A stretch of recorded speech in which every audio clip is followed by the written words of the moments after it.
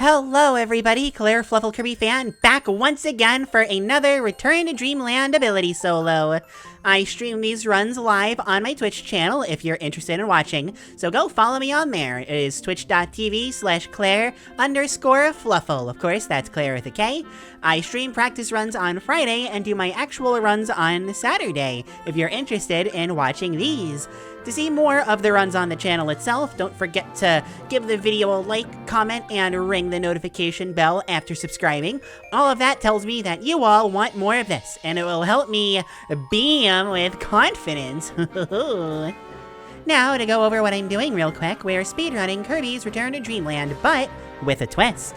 We're doing ability solos. I only use one ability from beginning to end. We're running any %, so all I need to do is beat the final boss and see those credits roll. Side note, credits optional. This is a series of videos that I'm doing for every ability. So far, I've already done Cutter and Sword, so check out the playlist if you want to watch those videos. And one final note before we move on, I'd like to think that I'm good at running this game, but I'm definitely no expert. Keep in mind that all of this is just for fun. It's not super optimized, but again, you can get a general idea of how these abilities will do. Long story short, don't bully me please, thank you! So what ability are we covering today? Why, it's Beam Attack! Beam Attack! You ready for this? For those of you who saw both the Sword and the Cutter runs, you'll know how important having a good dash attack is. A good dash attack can be the core of an entire run, while a bad dash attack is just a mountain of missed potential. That said, Beam has a dash attack, and... oh boy, yeah, this is, this is gonna be interesting. Fortunately, slide kicking, as shown here, isn't that much slower than using, say, Cutter's dash attack. It's still slower, but you could do a lot worse. Beam, however, has something huge going for it that neither Sword nor Cutter had. This aerial dash attack, Beam Blast. While it doesn't give Beam the horizontal movement that it would love, it gives it something that's still really huge, vertical movement. While Sword didn't struggle terribly with vertical movement, it was still lackluster, and Cutter struggled big time. There's a lot of areas where having a little boost would really help, while Beam goes, whoa! Wow! It's also a great attack against bosses, but it's not as good as the grounded dash attack. Am I reading this thing right? Okay, yeah, I guess I am. Wow. Beam Cycle. That's Beam Cycle. I literally got that back. Cycle Beam, the dash attack, melts boss HP bars. We'll get into the specifics in due time, since the devs for some reason actually bothered to balance this, but it's still very interesting. Outside of boss fights, unfortunately, it doesn't have much of anything to do. And sadly, while it's hard to call a lot of Beam's moves useless, none of them actually do very much. I guess I do have to shout out Revolution Beam, the attack that you get by repeatedly attacking in midair, mostly just for being the coolest heckin' thing ever that really needs to come back in a future game. But with all of that fluff out of the way, we are ready to start the run. As we zoom through Cookie Country, the crushing reality of the situation hits me right here. We haven't had to talk about this yet, and I know we skipped Fire before, that's an ability we haven't covered, we'll get there eventually, but since Beam isn't available until later, we need to talk about mixing. For those of you who are wondering how we'd even be doing ability solos, the Kirby series has a long-standing mechanic that many casual players ignore, or maybe don't even know that it exists, that of course being mixing. The specifics vary between game to game, but if Kirby inhales more than one enemy that willingly and graciously offers a copy ability, Kirby enters the mix state. Basically, every ability scrolls by really quickly, and eventually Kirby will get an ability. Most games have what we call an ability roulette wheel, the fixed order that every ability appears in no matter what. This makes it possible to get any ability you want, whenever you want. However, when I say the abilities move fast, I mean they move fast. They're only on screen for 4 frames at a time, giving you less than a second to properly time everything. So it all sounds tough, and it is, but compared to Return to Dreamland specifically, it's like comparing Wispy Woods to the true arena. For one reason or another, the devs decided Mix was way too strong, which kind of is, and made it so that you now needed to inhale 3 enemies instead of 2, reduce the amount of chances you could even go for it, and oh, it randomizes the starting point and the entire mix roulette wheel every single time that you mix. There is literally no consistency with mixing in this game, and getting it set up is nearly impossible. So of course, for all but 3 or 4 abilities, we have to mix. Yay! Thankfully, for all that Return to Dreamland did, there is one thing that it can't take away, something that I'm sure you've seen in the background footage already: the Wii home button. If you mash the home button and get lucky enough to press it when you see the ability that you want, you can mash 2, and after pressing that button again, bazinga! Now, this is all still misery due to the RNG factor. This is far from easy or consistent, and because of that, I'm going to explain a rule that may seem controversial. I am pausing the speedrun timer if I fail to get the ability I want after the first mix. This is obviously not allowed in regular speedruns, but for the sake of this video series, it really isn't fair to penalize an ability for RNG in a game that's basically RNG-proof otherwise. Now that said, I do unpause the timer when I see my ability of choice on that menu, so if I see it during the first mix, I just don't pause the timer at all. No, but that, trust me, not a thing that happened here. It took me like 3.5 minutes just to get it right. I hate mixing this stupid game. Oh, okay, that's all well and good, but in Cookie Country 2, there's literally Waddle Doo right here. Why bother mixing? For this jump right here. Yeah. Since talking about mix took so long though, let's get a move on and talk about Giganedge. And, oh boy howdy, things are already looking rough. Literally, look at Kirby's health. So the general pattern for grounded mini-bosses goes like this. While they're appearing, that takes some time, they gotta get ready for the kerfuffle. Kerfluffle. Clarefluff. You can charge Wave Beam, and when the mini-boss appears, you smack it. Skip that step for the regular bosses since they don't have to appear like that. Then abuse the dash attack up close so you get 3 hits, a question mark, profit. The problem with this method is that there's no invincibility on the second half of this move. Yeah, again, I tried balancing this for some reason, I'm not really sure why, but the reason this is a problem is because, compared to the other abilities we've covered so far, Sword's boss-killing attack was invincible, and Cutter didn't mind taking some hits since it sped up the process, but Beam's boss-killing move is grounded only, unlike Cutter, and doesn't have full invincibility, unlike Sword. Since I was so low in health at this point, I had to scuff the fight a little bit, but thankfully, things still went okay. Worse than the other two, but nothing bad. On that note, let's just skip straight to Wispy. My only comment is that having an attack where Kirby falls fast for 2 straight runs has spoiled me, so having to do this slowly, that was suffering.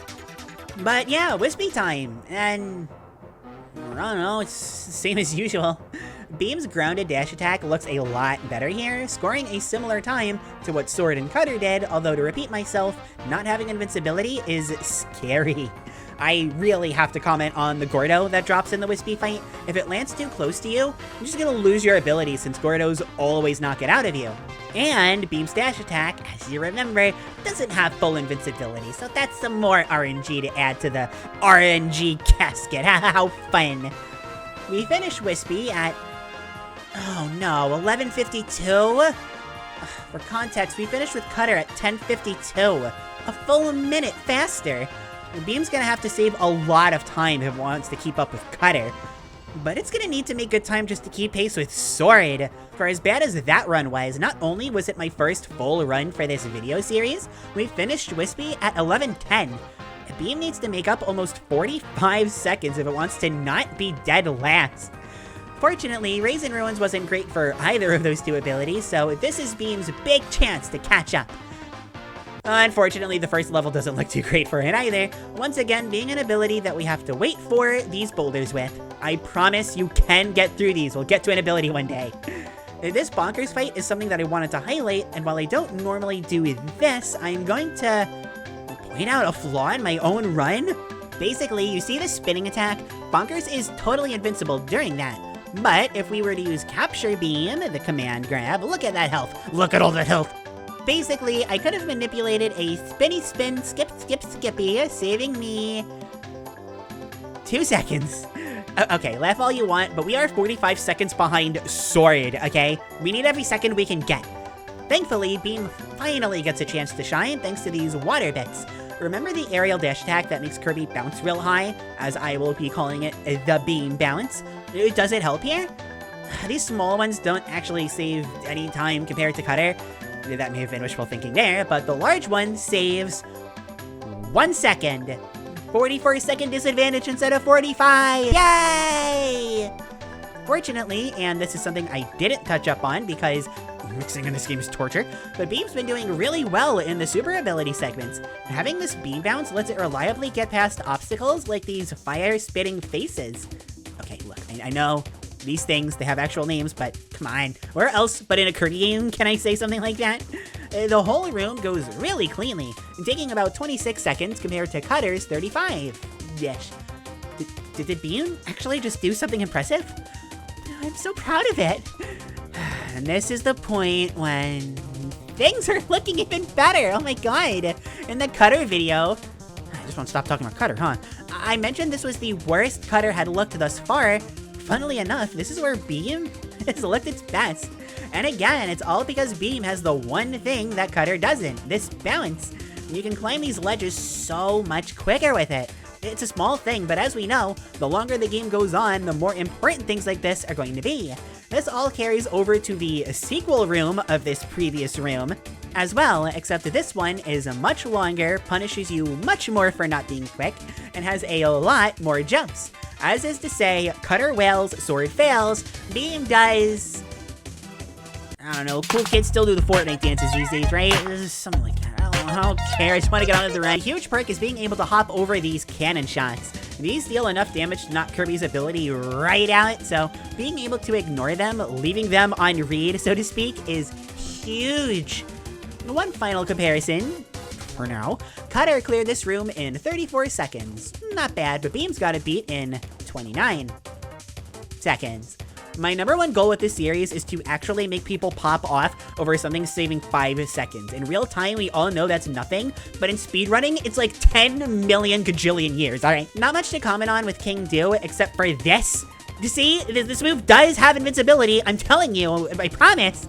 The Raisin Ruins 4 has Water Galvaros, but the rest of it is actually pretty underwhelming for Beam, so let's move on to everybody's favorite, spooky, scary... No, I'm still really upset about getting that melody totally wrong last time. It's Mr. Duder. So I'll be honest, this fight went really poorly, but most of that is admittedly my fault. I had practiced getting the command grab off on the spooky, scary skeletons. We're not doing this gag anymore. Prior to the run, but guess who scuffed it? Then these stars were the easiest thing in the world to get, and I flubbed that too. Whoops. Then phase 2 starts, and all I have to do is guard as he lands so that I can grab these stars and... Oh, come on, past me, this is not that hard! Oh, they do like no damage. The charge attack was actually better. Except when Mr. Duder is done jumping and swirling high into the sky, then they do a 10. Wait, why the heck did I turn around here? The star was right there, come on! Ugh, okay, then the invincibility gets knocked right out of Kirby. God, this hurts to watch, just come on! Ugh. Finally, the fight ends and we can once again compare times. Yay! Beam has a 26:44, meaning Raisin Ruins took under 15 minutes. Pretty good. Comparing it, Cutter finished dancing near the ashes of Mr. Duder at 25:32 and Sword 26:52. The Sword run obviously had a lot of problems, who knows if that would stay accurate on a redo, but this really goes to show how much these small time saves really matter. In fact, if we want to do some mathematics, Beam actually got through this faster than Cutter did. Not by much, only a dozen seconds or so, but this is exactly that extra motivational oomph we needed going into Onion Ocean. Beam's not out of the picture, it's still in this. That said, with Onion Ocean having a lot of underwater, things after the first level are going to be looking fairly similar to the Sword Run. In fact, the most notable thing that happens is that Beam has to go through with this section like normal without having that falling really fast attack, like Sword and Cutter.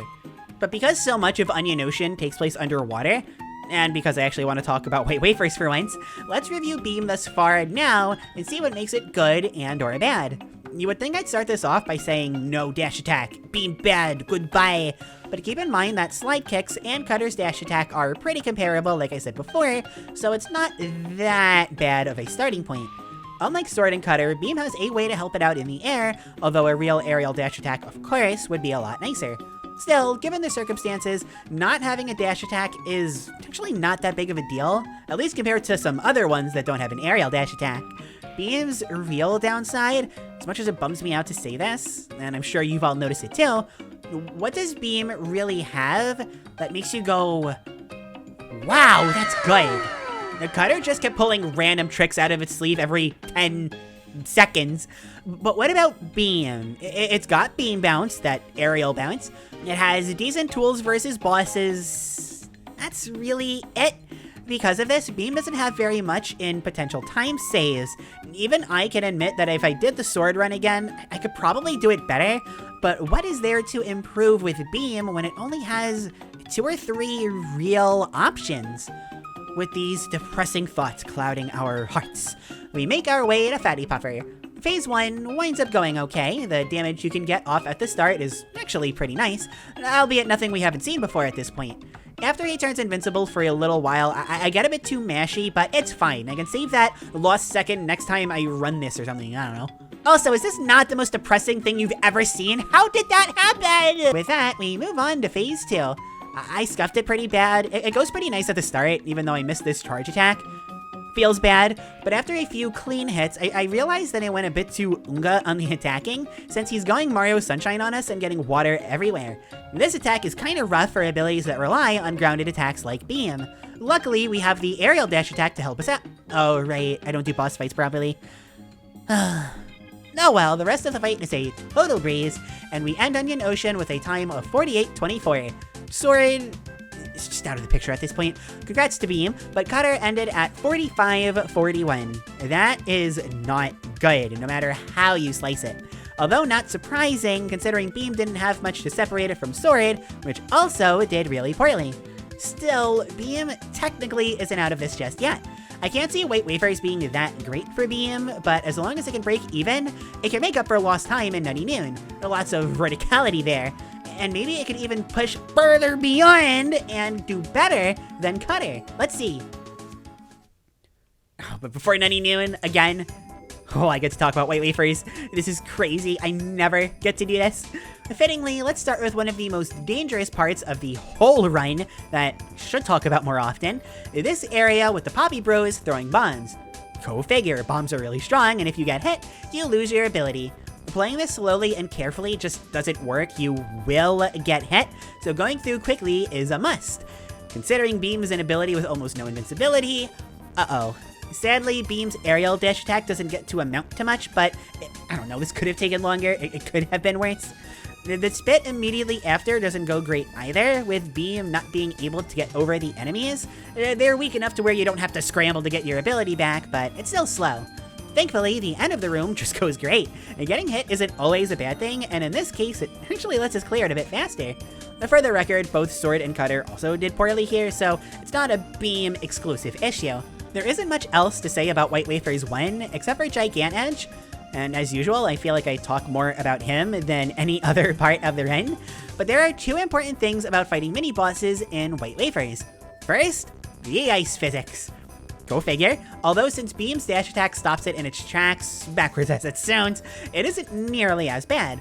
More importantly though, boss health bars are starting to get a lot bigger. We've been a bit sloppy with Beam so far, and making mistakes oftentimes what-ties your ability right out.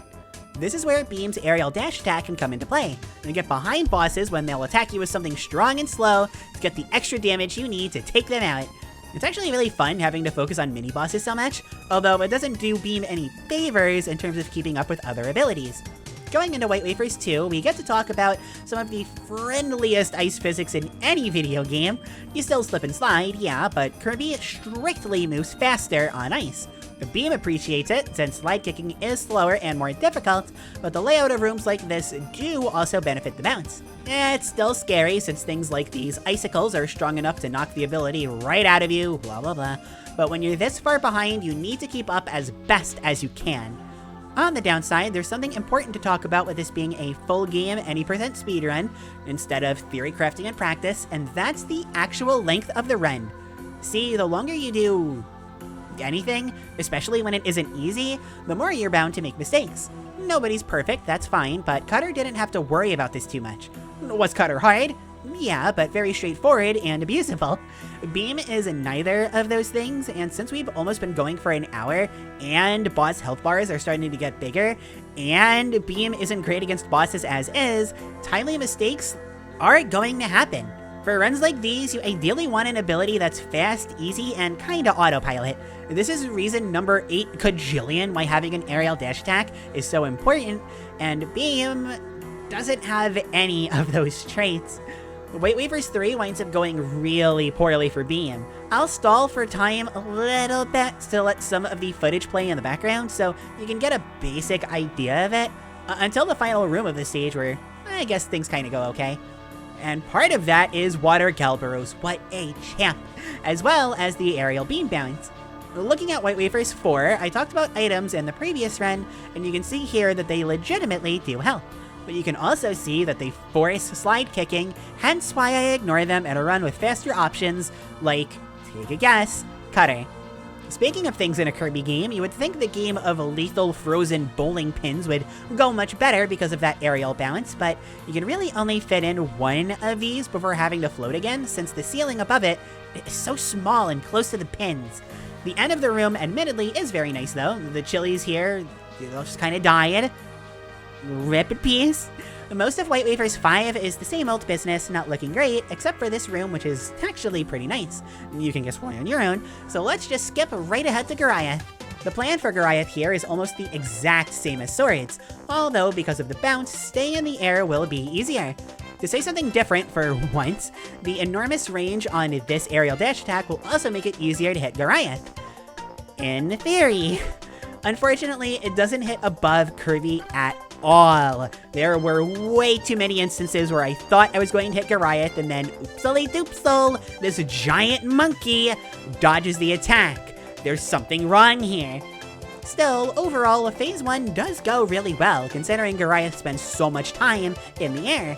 The start of Phase 2 goes great, and I even time my charge attack properly to deal some big damage early on while nailing good hits in the air. Unfortunately, I charge for some reason, and I don't go to the air, even though I know when Goliath slams his hands on the ground, he slams your ability away. Beam's aerial dash attack decimating below also doesn't really matter when Goliath just keeps jumping above, and it's starting to cost some time. There are some pretty nasty misses here. This one especially hurt, but at the very least, the fight ends after that, and we once again prove supreme over Monkey.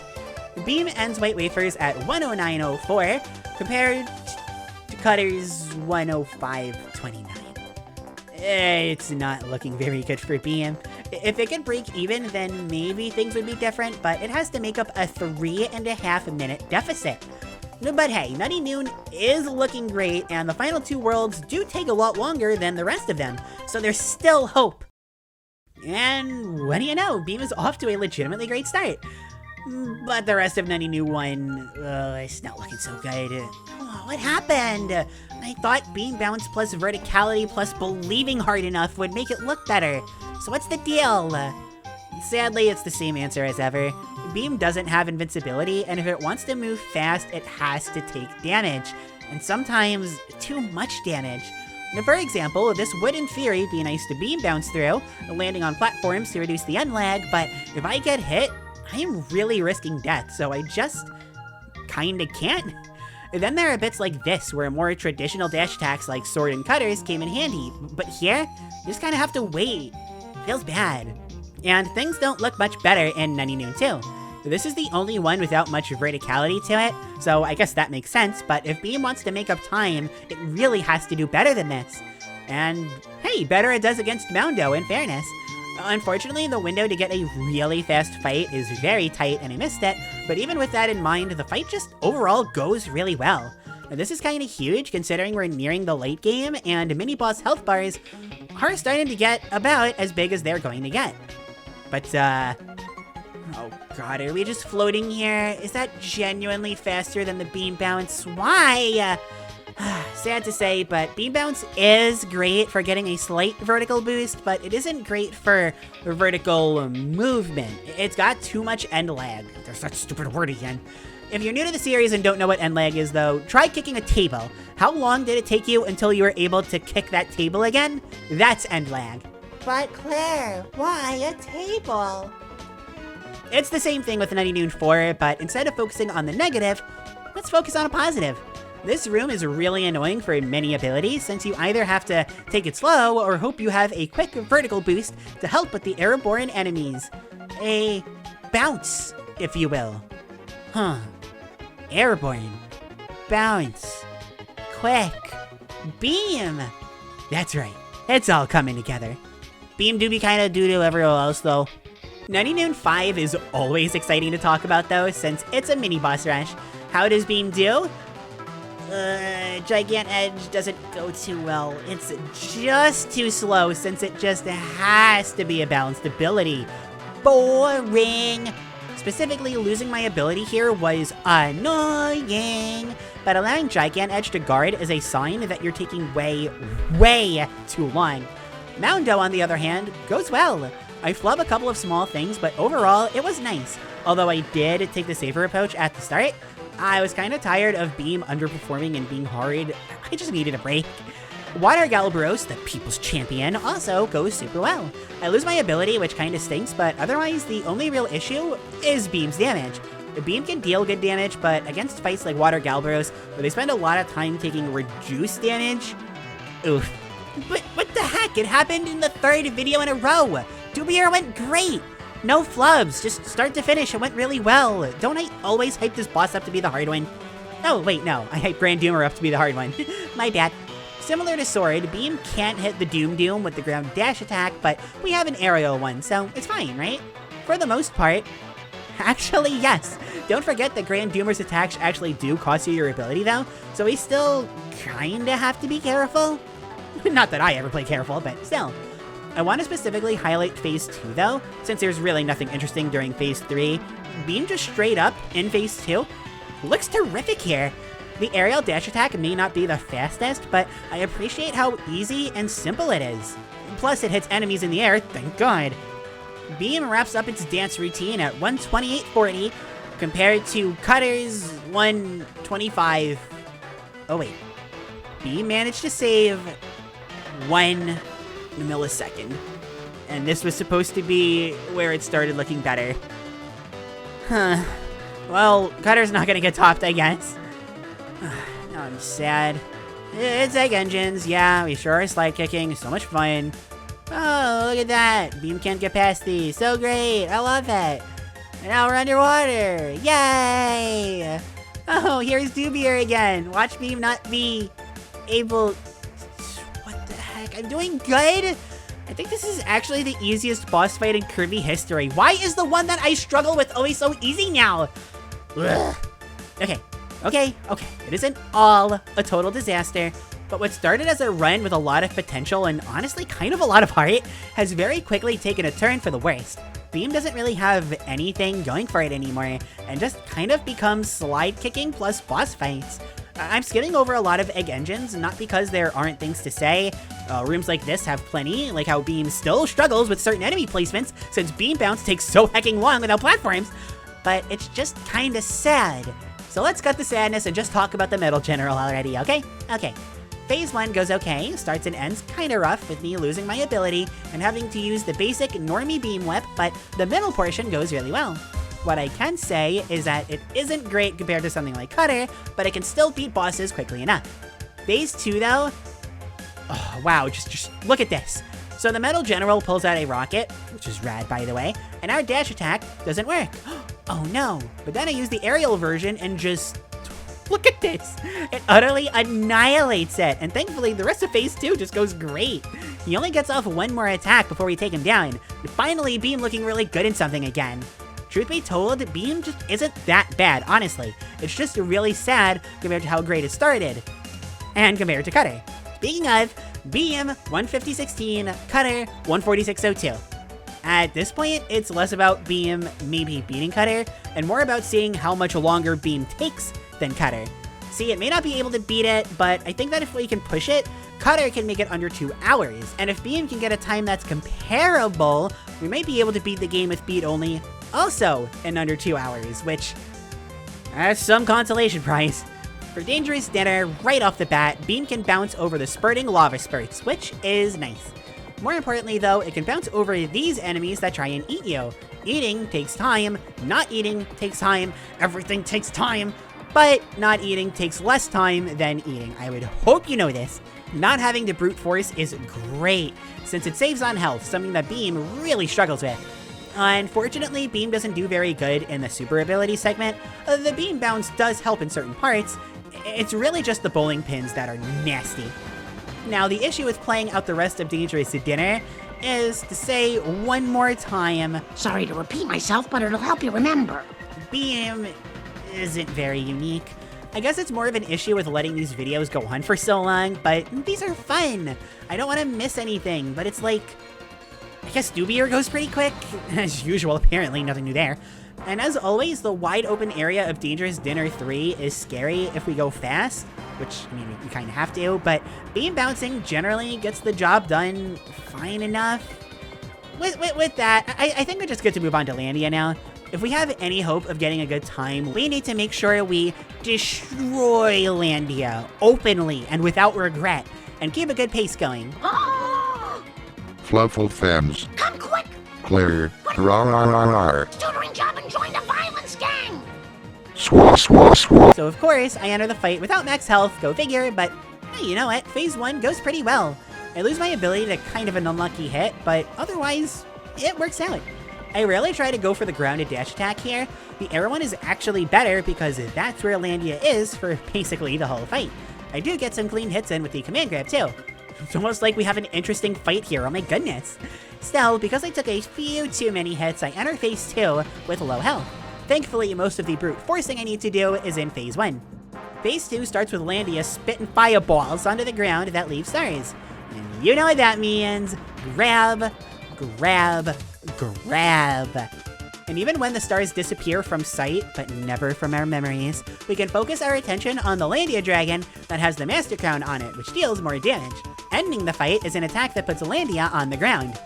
Well, I think you know what's coming now. And with that, we take Landia down. That went well, hopefully the climax does too. But before we go to another dimension for one final bit, we have one final time comparison before the end. Beam 20808. I like that, that's kind of cute. Cutter 20318. So Beam is starting to lose big time now. We've nearly broken 5 minutes, but it shouldn't get to be much more than that. The game's almost over. We just need one final push. As always, the auto-scrollers in another dimension to be auto-scrolling, so let's just skip to the good stuff. Alrighty, you guys really seem to enjoy my live commentary that I did for the previous video 10 years ago, so we'll be doing live commentary again for the full Magolor fight. Of course, I lose Beam as soon as I can. I can never go without scuffing bosses. But you can see the aerial dash attack in full effect, kind of seeing it live. It does a lot of damage to bosses that are in the air. Overall, the grounded dash attack is still definitely better, but beggars can't really be choosers. There's no way to speed this up. Even if we had multiplayer strats, this attack always takes the same amount of time no matter what. It's really cool looking, a little, I don't want to say boring, but not the greatest when you really know what you're doing, but especially on your first playthrough, I will admit, it's cool. Now, if I didn't lose my ability there, I don't think it would have super made a difference. That was a very bad call. I should not have gone for the second dash attack there. That was really bad. I'm still on phase 1, and I'm low on health, but I don't think I would have been able to actually get to the third phase any quicker. Luckily, this aerial dash attack is just very good. I'm trying not to get hit. Luckily, I dodge a hit there. And I guess because I didn't get to talk about it earlier, since I did it for the Cutter video, and I don't want to repeat myself too much, I can talk about ability recycling pretty briefly here. So in this segment, you are required to use the super abilities, just like that. It is very scary, though, because you can see right there, I lost Beam. I actually paused the game thinking that I'm going to have to go back. Do I go back? I don't remember. I don't go back. Okay. I actually legitimately didn't remember. Now, this is why I didn't go back, because Magolor, I know, I paused the game to freak out. Magolor does have enemies that give you beam. Now this obviously makes it take a lot longer. I will go into later how I didn't really, I'm not going to count that against beam. There's a Waddle Doo, by the way. I actually take that Waddle Doo just to get closer to the Monster Flame, considering how much closer it was. So this is a horribly scuffed, but thankfully, I'm not going to lose beam here. I actually just barely miss it. This was really bad. Actually, it's been a week or two. I think 2 weeks since... No, probably 3 weeks, because the next run I actually have finished. So it's been a while since I did the beam run. I forgot how badly I scuffed this. Ability recycling is really hard. You can see how quickly the ability goes away after you use it. And when you get rid of a super ability, you don't get the option to re-inhale it. Like, you don't get it back. You're pretty much just stuck, you know? So right here, since I did get an ability that does reset the timer, but thankfully Magolor doesn't make things too strict. Like, he doesn't come into the foreground right away, so we can do our ability recycling thing. Fortunately, as I said before, there's really no way to make this attack go by any faster. It looks super cool. It's going to look cooler in the next phase, but there's still really nothing that we can do to make it go any faster. We get that hit on Magolor, which is really nice. We only have 2 hits left on Magolor, which one of them we only need the super ability for. The recycling here, the first 2 are really hard. The ability recycling here is actually super easy. Because Kirby takes so long to inhale the enemy that gives him the Ultra Sword, you can just kind of wait for Magolor consistently. No, unfortunately the enemy didn't turn into food, but consistently that works. So we can use the aerial dash attack and Magolor goes down really easily, and now we can enter phase 2. Now, as it seems like I always am in this beam run, I am low on health for this, so I do have to play it a little bit carefully. But thankfully, Beam's dash attack is super good. This is one of those examples of me playing it carefully, though, since I was worried about one of the enemies hitting me. But now we are good. Just keep wailing on Magolor. He loves going into the background. Luckily, attacks that he does when he goes into the background take forever, like that one. So as intense as things are going to look, it's not actually going to take that long. I opted to not attack Magolor. I opted to slide under. I got hit there, so I guess that was a good idea. It really messed me up that I got hit there, though, because none of my dash attacks hit Magolor. I was talking earlier in the video about how they just kind of don't work. Last second, I thought to charge that attack, and it actually worked, which is really exciting. Now, the problem here, luckily, he's going to go for this attack, which is obviously not going to be a major factor, considering we have the aerial dash attack, and he's so close. But now we are in the second phase of the final phase of Magolor. We can only take like 2 more hits. It's going to be really scary. I probably could have gotten a hit or 2 of the dash attack off in there, but I really wanted to get the command grab because those typically just deal a lot more damage. Now here I get impatient.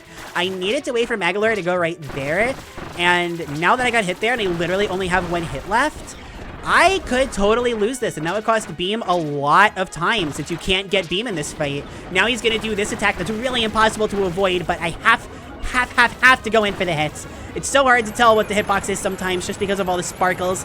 I can't go in for any of the attacks. I go for beam dash attack, he slides! I just get out of there in time. It was super close. I absolutely could have lost that one. Now Magolor is going to go for the juggling enemy attack. I can't afford to get hit by any of the enemies, so I need to run away. I could have gone for the hits if I didn't take any other hit, and that does wind up costing me a fair amount of time.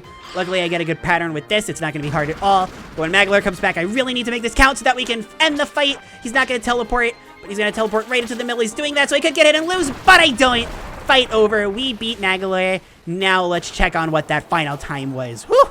That was scary. Over. Okay, we definitely gonna clear that faster. If I had to start playing it like super conservatively. Whew. Oh man. Thank you, Live Claire, for doing that commentary, but now that I have an actual script to read once again, let's take a look at the actual final time. For Beam, we got 2:18:23, although, oh my god, we can do that Magolor fight so much quicker. And just for posterity, one more comparison, Cutter had 2:12:40. So overall, how did Beam do? Honestly, it's hard to say. I shouldn't be disappointed going into this. I knew Beam not having a dash attack and not being great against bosses would make it underperform compared to Cutter. But man, after Raisin Ruins, it did so good there. I was really excited to see if Beam could pull it off, or at least keep it competitive, but as the run went on, it just got worse and worse. Can we get Beam in under 2 hours? Honestly, right now, I'm doubting it, but we're only 3 runs in. My routing may improve to a point where Beam totally can. You know, never say never, all that good stuff. Needless to say, though, it's worse than Cutter, and I don't expect it to look all that great when all is said and done. But hey, it's got this cool looking hat, what more could you ask for, right? Until I see you in another one of these Return to Dreamland ability solos, I've been Claire Fluffle. Thank you all so much for watching, and I will see you in another video. Bye!